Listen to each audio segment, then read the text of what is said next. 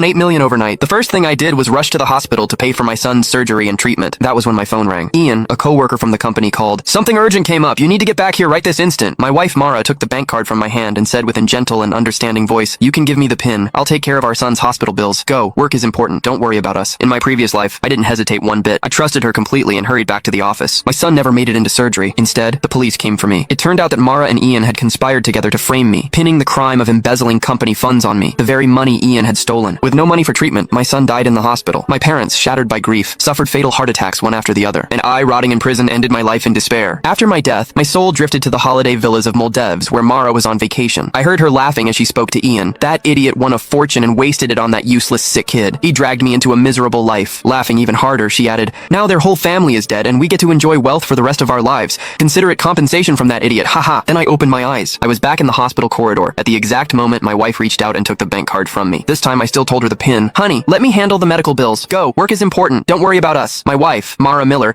held the bank card with $8 million inside tightly. She might have sounded gentle and understanding, but her eyes were gleaming with triumph and excitement. In my previous life, I had trusted her completely. I did not expect her to take the money needed to save our son, Jaden Lowe, to conspire with my colleague, Ian Staffer, and frame me for embezzling company funds. I was then sentenced to 10 years in jail, and Jaden died in the hospital, receiving no treatment. Even my parents died of heart attacks one after the other. Their bodies were left on the streets with no one to help. When I was given another chance at life, hatred was raging in me. I wanted to tear that vicious woman into pieces with my bare hands. However, that would only land me in jail once more. It was not worth it. I was going to use a different way to make Mara and Ian pay the price. I gripped her wrist tightly and said with a strong hint, thank you for dealing with the hospital. This is the money needed to save Jaden. Don't wire it to the wrong account. After all, in the previous life, Mara did not wire the money to the hospital's bank account, but instead to Ian's other account. Mara's eyes had a pang of uneasiness in them. She said shiftily, don't worry, I won't be that careless. I replied with a smile. All right then. I turned around and my smile instantly vanished. Exiting the hospital, I sneered and called the police. Hi, I would like to report a financial crime. 2 minutes ago, I was scammed out of $8 million.